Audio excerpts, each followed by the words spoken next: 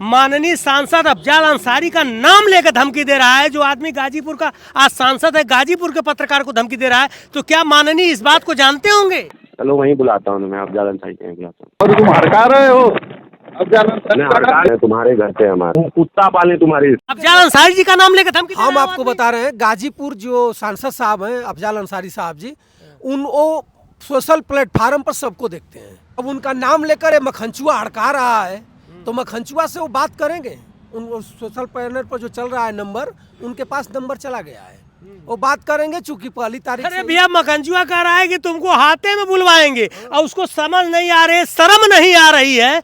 ऐसा व्यक्ति हाथे में बुलवाने की बात कर रहा है जो समाज का सबसे घटिया काम किया हो। एक विधवा महिला से शादी करता है, उसका सब कुछ धन जन सम्मान सब कुछ लूटता है। उसके पास इतनी बड़ी हैसियत हो गई कि वह जो है पत्रकारों को अवसर वो नहीं कहा है। हाँ। नहीं, आप कहाँ जाके भूल रहे हैं? तब कौन कहा है? वो जानते हैं क्या कहा है? हाँ। जो मुस्लिम लड़की से, जो मुस्लिम बेटी भटक रही है गाजीपुर में आकर के, हाँ। उसको बलगला करके इन्होंने शादी किया है, करोड़ों रुपया ऐंठ लिया है। तो वो बता रहा है, वो यादव परिवार से है, तो कह रहा है कि तुम गाजीपुर में कहाँ भटक रही हो, हाँ। जाओ फाटक पर जाओ, हाँ। और हमें फाटक वाले बुलाएंगे और लतियाएंगे, हाँ। उसके बाद तो तुम्हारा हिसाब होगा। निश्चित रूप से प्रशासन को इसको संज्ञान में लेना चाहिए। प्रशासन संज्ञान लेवे नहीं करेगी। हाँ। अब बताइए, सौलभ हिंदी के संस्थापक हैं हमारे साथ संतोष भैया, मिलियन होने वाले हैं, फेसबुक पर अच्छा खासा है, कोई भी वीडियो डाल देते हैं तो 1-2 लाख मिलियन चली जाता है। और इनको आज हड़काए हुए हमको लग रहा है कि 5-7 दिन हो गया, और कम से कम 50 सोशल प्लेटफार्म पर चल रहा है। हमारे पे खुद चला है, 10,000 चल गया है। अब तक कोई प्रशासन के लोग अगर गाजीपुर में जिंदा किसी का ज़मीर हो, इनके थाना अध्यक्ष हो या चाहे गाजीपुर इरजा जी हो, अगर उनके अंदर कुछ भी हो, लैंड राइडर जो होता है प्रशासन का अगर मजबूत हो रहता, तो संतोष जी से बात करिए कि कोई होमगार्ड तक फ़ोन किया है। ये लोग खुद बढ़ावा देते हैं सर, प्रशासन के लोग बढ़ावा देते हैं। उनको उठाएंगे तो कहेंगे 50-60 हज़ार रुपया ले लेंगे, 1-आध लाख रुपया ले लेंगे, कहेंगे कि अरे तुम तो बहुत बड़े पत्रकार को धमकी दिए हो। आपसे मैं एक कहानी बता दे रहा हूँ फाटक का, जिसको कह रहा है चैनल संतोष जी को बता रहा है कि आपको बुलवाएंगे वहीं। अगर शायद आपके चैनल को देख लेगा तो उसको मालूम हो जाएगा और पता भी कर लेगा। वो आप लोग भी पता कर लीजिएगा। जिस फाटक की, जिस सांसद की वो बात कर रहा है, वो फाटक ऐसा है महिलाओं के लिए खास तौर पर। एक चंदा यादव महिला हैं, आज ब्लॉक प्रमुख भी रही हैं और चेयरमैन जिला पंचायत भी रह चुकी हैं। उनको उन्हीं के क्षेत्र के दबंग व्यक्ति, जैसे भूमिहार जाति के लोग, मैं भूमिहार जाति या बड़े लोगों का नाम लेता हूं तो लोग हमसे चिढ़ते हैं, उनको निंदा कर दिया था, ठीक। और वो महिला नंगे धड़ंगे फाटक में घुस गई थी, और प्रेम से लोग फाटक कहते हैं अफजाल अंसारी के घर को। और वहाँ मुख्तार अंसारी साहब उस समय थे, और वो चली गई। और उनके मुख्तार अंसारी के बड़े जो भाई हैं सुबतुल्ला जी, वो उन लोगों का साफा होता है, बड़ा साफा इस तरह फेंकी और अपना शरीर पर डाली, और उसके बाद 15 मिनट नहीं लगा, हिसाब किताब बराबर हो गया। 15 मिनट में हिसाब किताब बराबर, मतलब 15 मिनट में जो है हिसाब किताब बराबर जो हो जा रहा है। ये आदमी जो है एक बहन को जो है इतना बुरी ढंग से प्रताड़ित किया है, जो एमपी की है, और जो है उनका नाम लेके हड़का रहा है। मतलब एक प्रकार से उनको बदनामे करने का काम कर रहा है ना। नहीं कर रहा है, वो बता रहा है कि तुम्हें न्याय अफजाल अंसारी देंगे और आ जाओ। वो बता रहा है कि हम उन्हीं के क्षेत्र में पढ़ते हैं, सांसदीय क्षेत्र उन्हीं का है, और उनके यहाँ तुम जाओ। वो इनको कहा है, इनके सोशल मीडिया पर कहा है कि भैया आप तो खूब चला रहे हैं, तो उसको भेजो ना अफजाल अंसारी के यहाँ। अच्छा। और वहीं जाने पर न्याय भी मिलेगा। वो परिवार एक दिल दरिया है, और ये बेटी जाएगी, और उसके बाद मखनचुआ की दशा तो इतनी गंदी होगी कि सोशल मीडिया पर आकर किसी को गाली दे देना, किसी के इज्जत से खिलवाड़ कर देना बहुत महंगा पड़ेगा। तुम उस सांसद को बदनाम करने का प्रयास कर रहे हो कि जो सांसद की तमाम ख्यातियां हैं, जो गरीबों के लिए लड़ता है। मैं बोल भी रहा हूँ कि रिकॉर्ड हो रहा है, फिर भी वो अपशब्द बोले जा रहा है। अरे भैया, बहुत मजबूत हुई ना। अरे वो कितना बड़ा गुंडा है अपने आप अरे सरकारू मंत्री जी के गांव का, भाजपा का मंत्री हूँ मैं। हाँ। हाँ तो मतलब भाजपा वाले साथ देते हैं गुंडों को? अरे भैया भाजपा वाले साथ नहीं देते, भाजपा वाले गुंडों को ठिकाना लगा देते हैं। माननीय योगी आदित्यनाथ जी जो है भाषण में कहे हैं, मंच से बोले हैं कि कोई भी बहन बेटी को कोई भी इस तरह का जो है अगर व्यक्ति कहीं भी अगर छेड़ता है, कुछ भी करता है तो पुलिस वहीं पर उसको जवाब देगी। इस तरह की बात करते हैं। फिर तो वो आमरीन अहमद है जो भटक रही है गाजीपुर से लेके एमपी तक, मुख्यमंत्री के यहाँ भी हो आई, 1 हफ्ता हो गया, कुछ तो नहीं हुआ। अरे सर होगा ना, मुझे विश्वास है कि होगा। और धमकी दे रहा है, ऑडियो वायरल हो रहा है उसका सोशल मीडिया पर, न जाने कितने लोगों ने उसको शेयर किया, कितने लोग अपने पेज पर अपने चैनल पर उसको चला दिए, फिर भी नहीं कुछ हुआ। तो कैसे आप कह दें? बर्दाश्त कैसे कर लिए?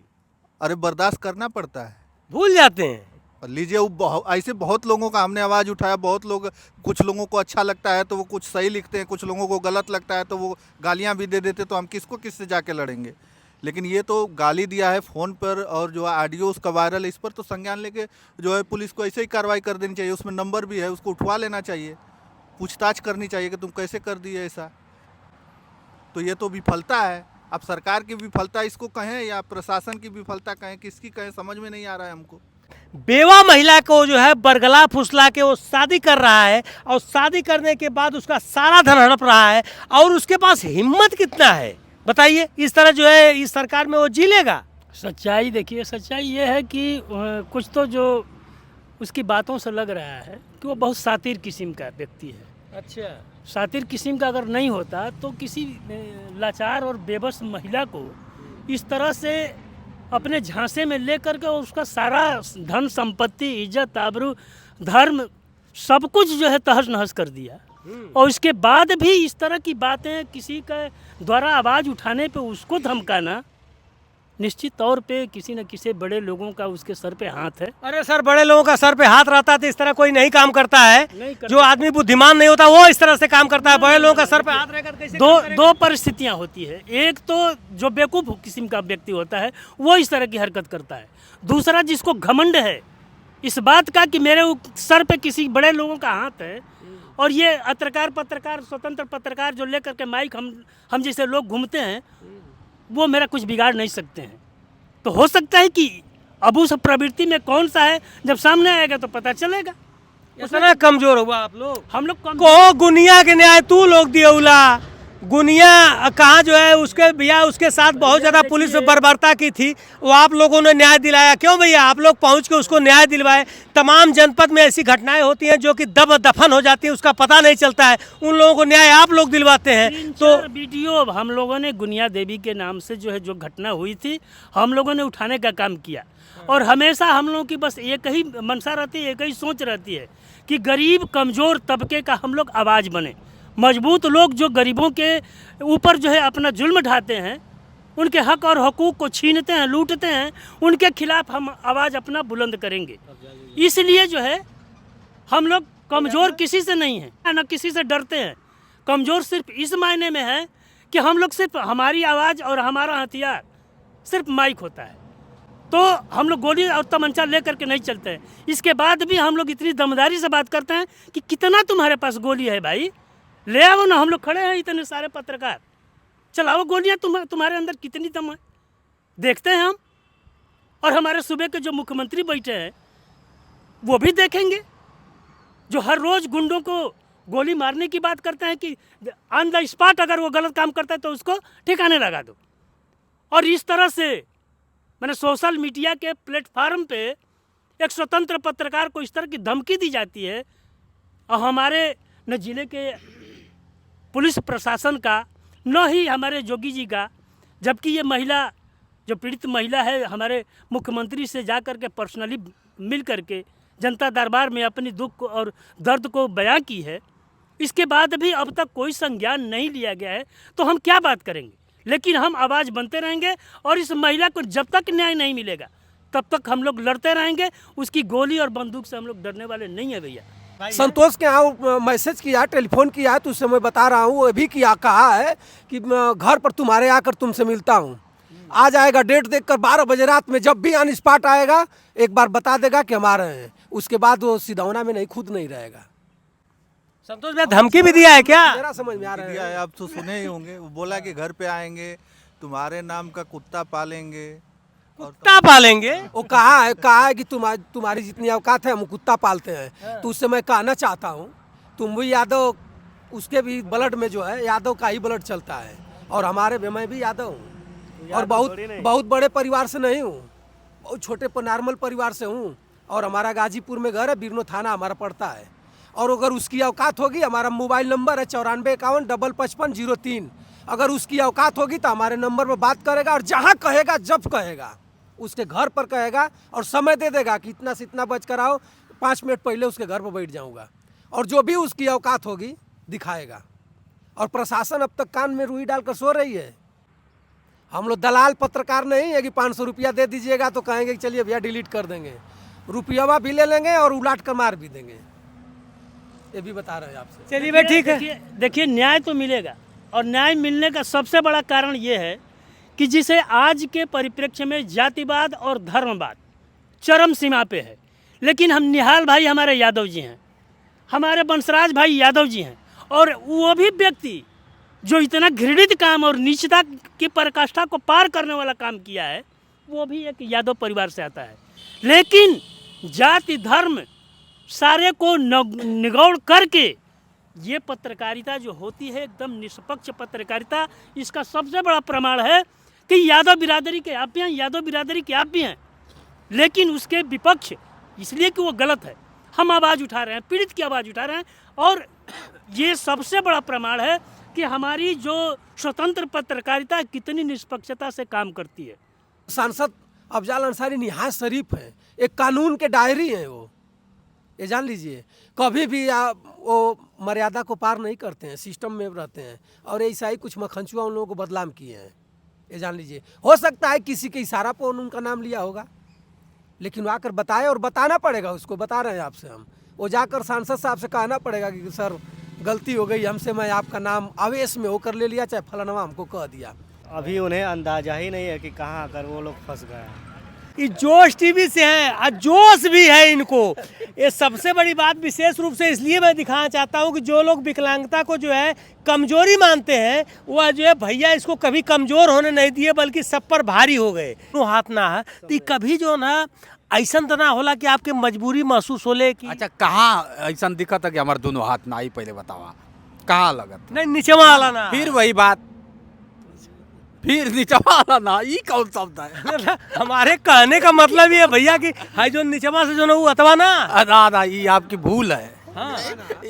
अच्छा पंजवा नहीं है, पंजवा ना, मायने पंजा नहीं रखता है, और मायने हाथ और पैर नहीं रखता है, मायने यहाँ रखता है, ठीक है ना, यहाँ रखता है। हम आपसे बात कर रहे हैं तो हमको समझ में आ रहा है कि आप मेरे माइक मेरे मुंह में लगा रहे हैं। अच्छे अच्छे लोगों को जाके देखिए, साथ पर सब कुछ रहता है, नंगे घूमता है, उसको पता नहीं होता है कि सोफा है कि गंदा है। समझिए बात को, देखे होंगे तमाम चीज़ें, पहली बार मैं नहीं कर। आज रही बात दिव्यांगता की, तो जितेंद्र एकलौता नहीं है कि जिसका दोनों हाथ नहीं, करोड़ों लोग हैं, लेकिन करोड़ों पे अकेले भारी है, बस यही समझ लीजिए। ऐसा मत समझिए कि हाथ नहीं है तो मैं हथियार चलाना भूल गया हूँ, ये समझ लीजिए। और वो हथियार मेरा कलम है, मेरा माइक है, जब मैं माइक उठाता हूँ उसी से लड़ता हूँ, और फिर अच्छे अच्छे लोग की पैंट गीली हो जाती है, ये भी समझ लीजिए। जो अन्य लोग विकलांग हैं तो उस तरह के लोगों के लिए क्या कहना चाहते हैं? विकलांग को तो छोड़ दिया, अच्छे लोगों को मैं कह रहा हूँ, अच्छे लोगों को कह रहा हूँ कि नहीं समझ पाते हैं, गलत काम करते हैं, गलत इस तरह से वो करते हैं, ठीक है ना। विकलांग तो चलिए वो तो बेचारा है ही है, उसको छोड़ दीजिए। लेकिन अच्छे लोगों को भी देखता हूँ कि कहते हैं आत्महत्या कर लेते कि मैं बेरोजगारी हूँ तो मुझे नौकरी नहीं मिल रहा है, तो मेरे माँ बाप ने, अरे तू करो ना यार, तू करो, खुद रोजगार पैदा करो। हाँ करो। हम जानवर नहीं हैं, हम इंसान हैं। जानवर सिर्फ अपने लिए जीता है, अगर आप इंसान हैं तो आप जी के दिखाइए कभी दूसरों के लिए, तब समझ में आएगा। दूसरों के लिए जीना सीख जाइए, सब सही हो जाएगा, ऑटोमेटिक सही हो जाएगा। हमारे दोस्त अभी मिल गए थे, और सोशल मीडिया पर मैं बार बार देखता था, एक महिला की आवाज़ उठाए लोग, एक महिला की आवाज़ उठाने का परिणाम यही मिला कि सारे लोगों को टेलीफोन करके धमकी देना। लेकिन मखनचुआ अब तुम्हारे समझ में आ जाएगा कि किसी को फ़ोन करने का क्या इल्ज़ाम होता है। अविनाश यादव, सराफ माता प्रसाद निवासी सिधौना। अरे शर्म आनी चाहिए तुम्हें, तुम उस गांव का नाम बदनाम कर रहे हो, उस जगह का नाम बदनाम कर रहे हो जहां पर एक न्यायप्रिय पूर्वांचल के गांधी रामकरण दादा कभी हुआ करते थे। क्या उनके जाने के बाद यही सब पैदा हो गए चिरकुट? ठीक है, इसको अधिक से अधिक आप शेयर कीजिए, और उस बहन को न्याय मिलना चाहिए। मैं ठीक है, धन्यवाद।